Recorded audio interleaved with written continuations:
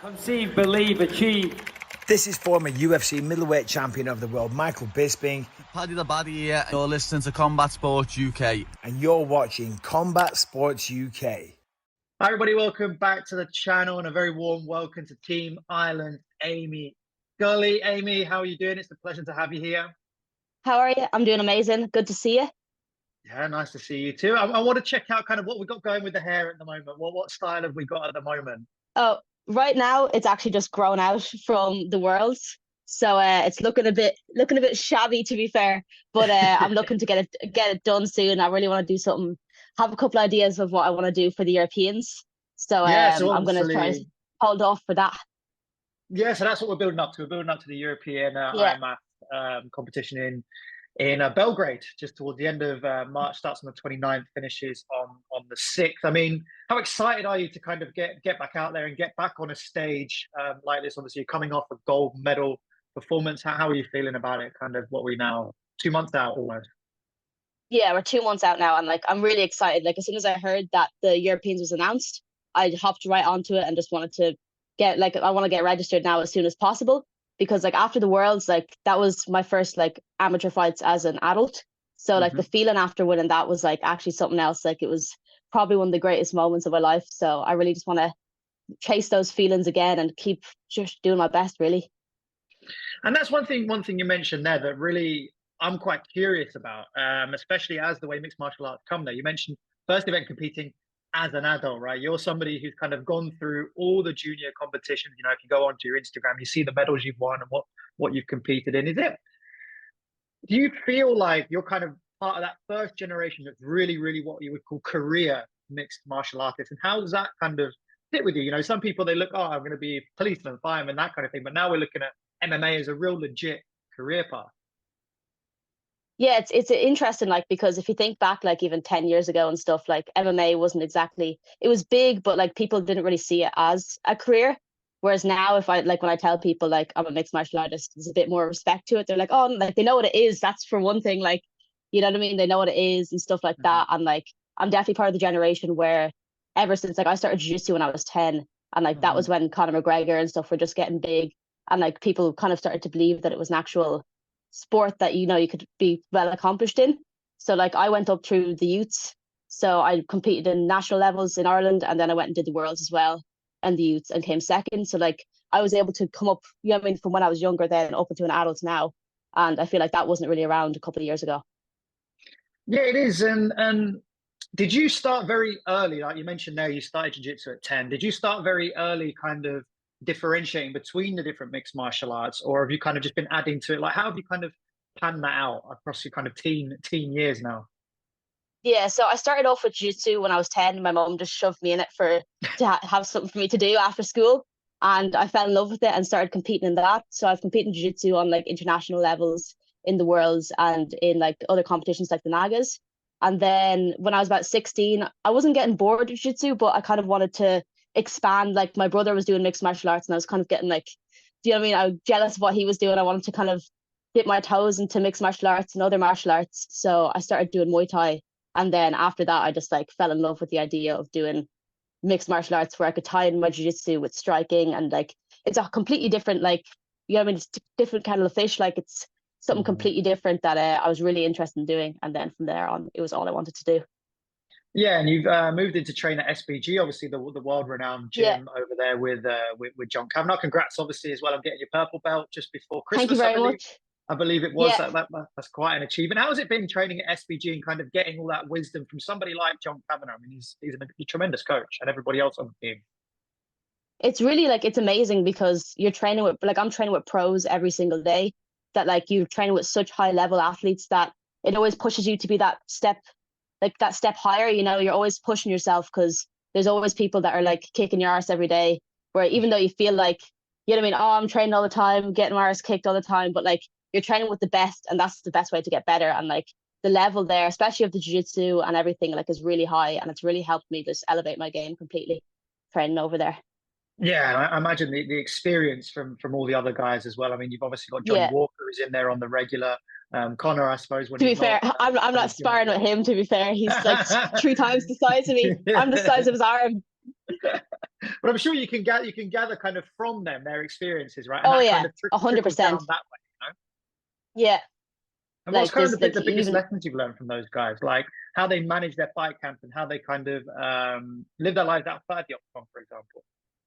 it's just like the dedication, like seeing some of the fighters, like I mean, their whole heart and soul is in the sport, and I want to put my heart and soul in the sport. Like when I see, like I'd go to like Cage Legacies, one of the like promotions here that's in Ireland, and like when I go to one of them and see like my friends in the gym and like lads like Gary Rooney and stuff fighting on that, like that just like the next day I'm on the assault bike or I'm hitting the bag like 10 times harder. It just inspires me. You know, I mean, seeing them succeed, that it makes me want to really like try my best to succeed. And going in from that, right, talking about going back to the Worlds, obviously you competed in November. You got 2 submission finishes Yeah, over there. How was, you know, the build up going into the event? Obviously you've competed a lot, like you mentioned, since you were 10 years old. Was there anything different yeah. going into that, or like how are you feeling kind of going into that that tournament?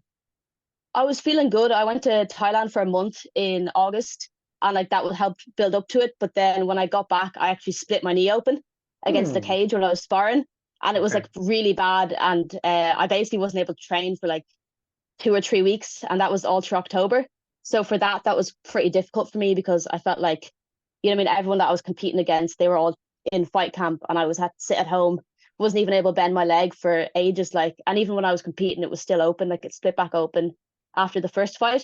So in the second fight, I had to put a knee brace on it so it didn't like it wouldn't stop the fight if it opened again. But apart from that, like once I was able to start training again, it was just back on it. I was kind of nervous because of that because I felt like I missed out on a bit of training, but I was confident in my abilities, and I know that I'm training really hard year round. That couple of weeks off probably did me well because I'd be overtraining most of the time. Okay, interesting. Yeah, especially if you'd seen someone like you just mentioned the night before and you're going in absolutely going for it. And then Yeah, how do you rate your performances overall? Do you do a lot of kind of reflection and kind of, okay, I'm going to break down really specific parts here? I mean, how do you look back on yeah. those performances? Well, I definitely have a lot to improve on. I felt like my striking could have been like I didn't really get to touch into my striking because that was really what I worked on because I couldn't do any jiu-jitsu with my knee split open. So Hmm. that was the main thing I worked on, and I felt like I didn't get to showcase that enough. And then in the first fight as well, I made a couple of silly mistakes.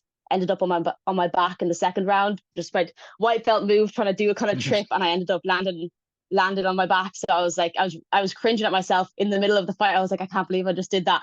But I was managed to pull it back in the third round. Anyways, I wasn't taking no prisoners then in the third round after that.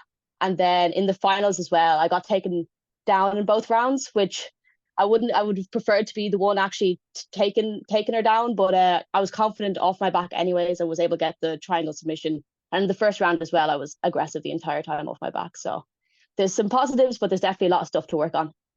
Yeah, that's definitely one thing that I really liked about your style when I was kind of researching and looking into your performances, that you go for the submissions and you really, really go to try and not win the fight. I mean, you could MMA fight on points, right? But you really try to Yeah, go and get that submission to say, no, this yeah. is it, done. There's no judges needed, right? Yeah, well, like my only loss, I guess, well, I guess it was in the youth was to a decision, and I felt like I just when I came into this, then I because I wasn't able to find any fights in between the worlds and the last worlds, like it's just very difficult to find someone my size in Ireland that I knew Hmm. I wasn't even up to the judges. Like I have to get it done and make sure it was decisive and that I won 100%. Hmm. And then when you consider it that way, when you go into a competition like the Worlds, obviously we're looking towards the European, but then also hopefully the Worlds later Yeah, this year as well.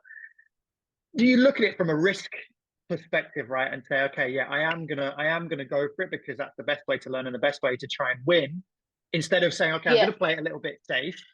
You know, how do you kind of no, yeah. value that, right? I just like my main thing of going in is I'm just going to give it my all. And if I lose to someone, then I was worse that day. And that's, yeah, I mean, that's as good as I am right now. And I need to get better then for the next one. So as long as I know myself that I've given it my all, then even if I lose, I can go back to the drawing board and see, well, if that's my all, I need to make sure that my all goes from here to here the next time so that I can beat your one if I ever fight her again.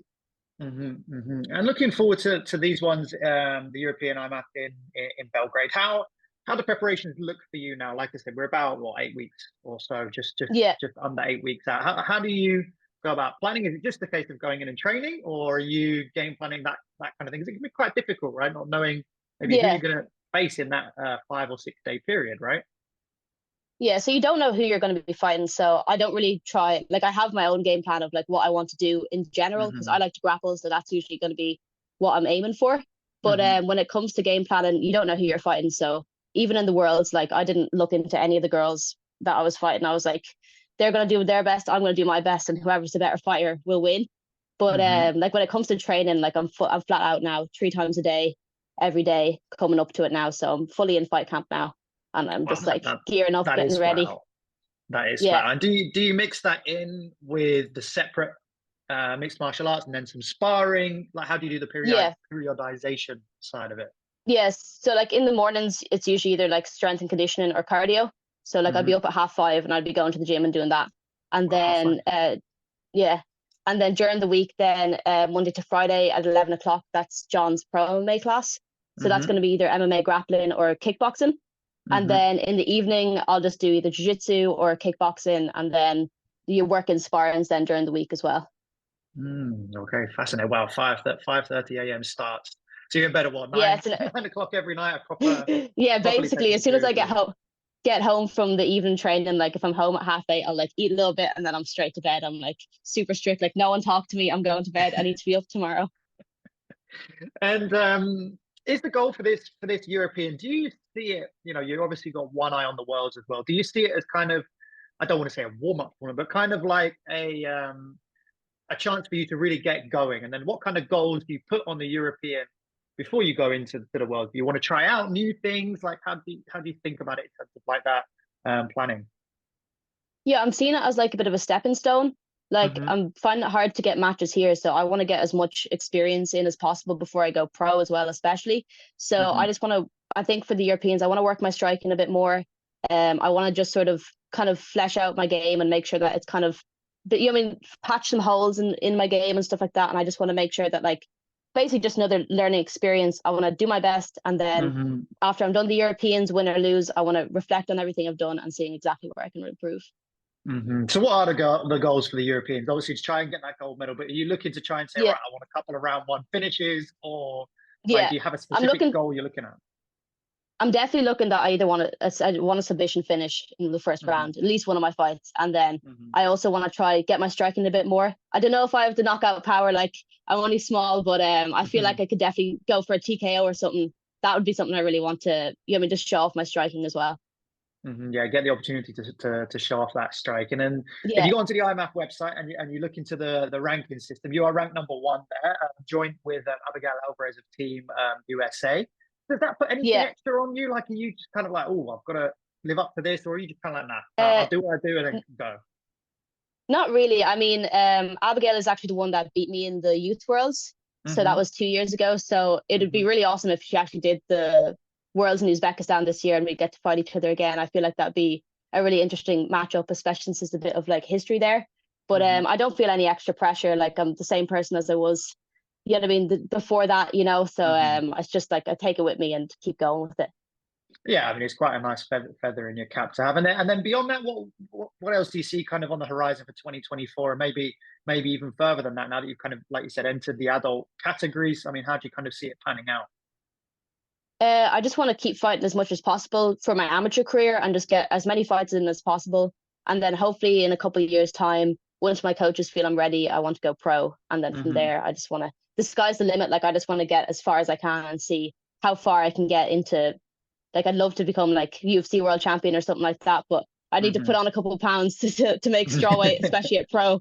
Because something like that. Like, I just want to go as far as I can go. Like, I don't have a set goal. I just want to do my best and put my everything into the sport, and wherever I end up is whatever I was meant to end up at. Yeah, and I mean, kind of the thing with it is, and the way that MMA has evolved so much, there's a couple of pathways already now. You look at Octagon, PFL, whatever happens with Bellator, before you maybe look at something like the UFC. So in 10 years' time, there's probably looking at who knows, UFC, right? You don't know exactly. I guess for you, it's like the next 3 or 4 years, right? And then see where that goes. See what's going on. Yeah. Like, I'd love to fight in one championship as well. I love like the vibes over there. And they have Atomweight as well. Like, I feel like, and there's loads of avenues you can go there. Like, you could become mixed martial arts world champion, and then you could have a crack at kickboxing or something like that. You can go to there's all sorts of stuff going on over there, which I think is really interesting, that they're mixing up all different martial arts in one promotion. But yeah, I just want to see where the wind takes me. But mixed martial arts is definitely the main goal. Yeah, and it's exciting to have those prospects. Just a couple more things before I let you get off. Enjoy the rest of your Saturday. I assume you've got training today. Easy Young, Yeah. you're kind of side little Instagram channel. Yeah. Talk us through that. How did that evolve? How did that come about? You look like a tremendous cook, so be interested to hear about that. It started during quarantine. So during quarantine, I was cooking loads for my family and stuff like that because there was nothing else to do. So the gyms are closed, so I was just training and cooking and eating, and that was about as much as a day went. But I decided to start just taking videos of it and just sharing my recipes. And I'm also vegan, so being a vegan athlete, I feel like isn't super common. So I wanted to start sharing my recipes to show that you can be like vegan and also, you know what I mean, not end up like malnourished basically. So I started recording them, and I fell in love with just like sharing my recipes and just like getting my personality out there. So I just kept posting the recipes and stuff, and kind of took off for a while there, and it's like, you know, got almost 30,000 followers now, so it's going very well.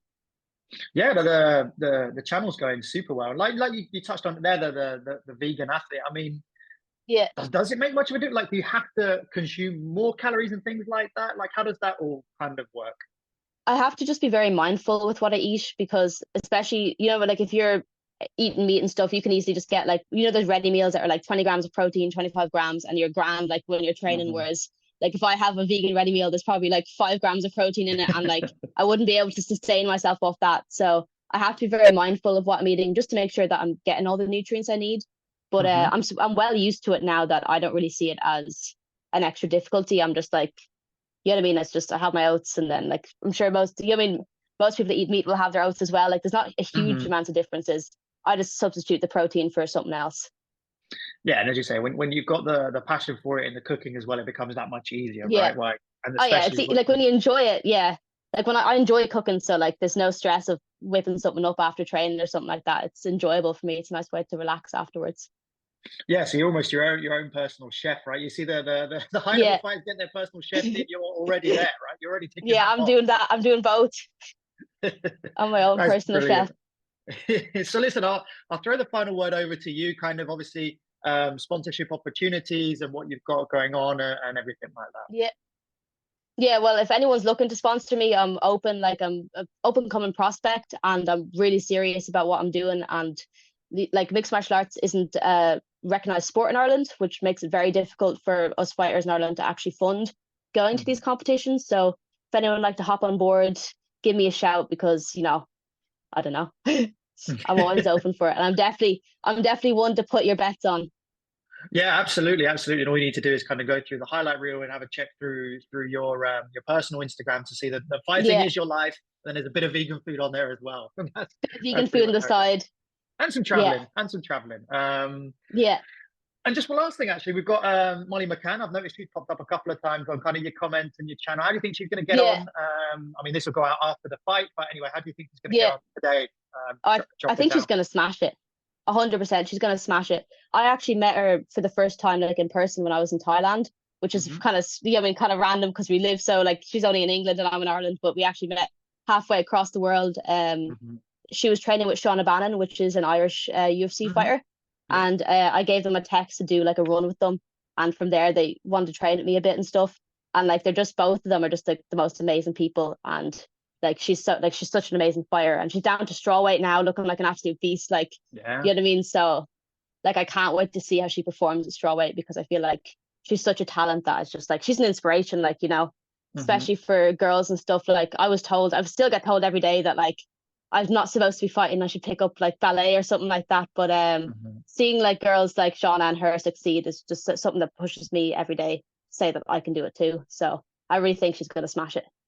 Yeah, absolutely. I mean, everyone will know anyway because this interview will go out after that fight. But Yeah. we obviously wish the best of luck. Well, look, Amy, I'm going to be keeping an eye on your career, and I'm sure everyone at CS UK will be as well. We obviously wish you the best of luck in Belgrade, and then hopefully we'll catch up before the Worlds in Uzbekistan as 100%. well, and we'll have a good chat and see how everything went with the European IMMAF. But that is Amy Scully on the show, competing at the European IMMAF in the 29th of March to the 6th of April in Belgrade. Keep an eye out for us. You're hoping to turn pro within the next couple of years and then start smashing it on some of these bigger promotions. Thank you very much for your Exactly. time. You've been incredibly generous. Thank you so much. And best of luck Thanks to for you. having me.